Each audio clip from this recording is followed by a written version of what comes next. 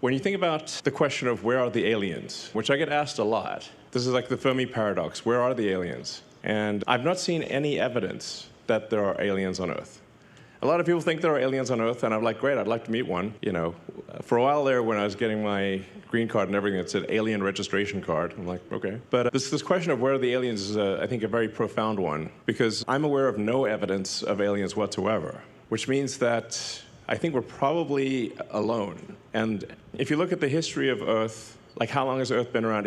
Assuming that physics is correct, the universe is about 13.8 billion years old.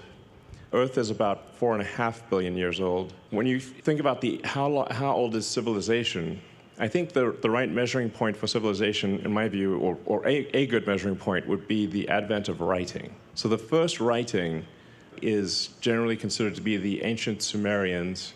Where are they now? They died out, but about 5,500 years ago. It was archaic pre-cuneiform. In fact, I suggest it's like an interesting rabbit hole to read about the history of writing. So if you consider, say, like, okay, civilization, I think if you don't have writing, you kind of need writing for civilization. It's only been around for like a little over 5,000 years out of 4.5 billion years that Earth has been around and the 13.8 billion years of the universe.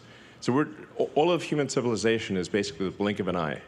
It's like just a fraction. It's nothing. And I think that probably means that consciousness is incredibly rare and perhaps fleeting. It may not last for very long, because otherwise I think we would have seen aliens, some kind of sign of aliens. I think the most likely explanation is that consciousness is so rare that and does that consciousness actually extend to another planet? Does that consciousness extend to another star system? I mean, ultimately, if we're able to become a spacefaring civilization, a multi-planet species, and ultimately a multi-stellar species, and go out there and explore all these star systems, I think we may find that there are many long-dead one-planet civilizations. And as you've heard me say before, we don't want to be one of those lame one-planet civilizations. I mean, we want to be a multi-planet civilization, ultimately be a multi-stellar civilization, be out there among the stars. Like, you know, make science fiction not fiction forever. Kind of make Star Trek real.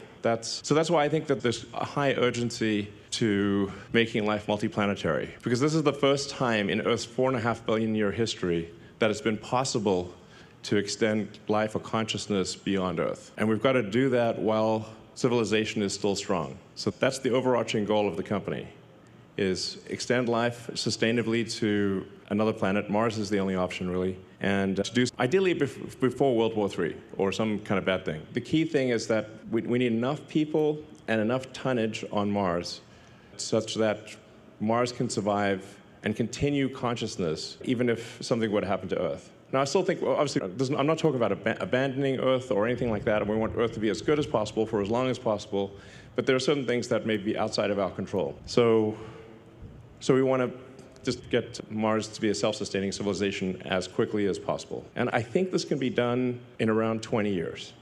And this giant Starship factory that we're building is obviously key to that. And the launch sites that we're building here and at the Cape and elsewhere in the future will be key to that.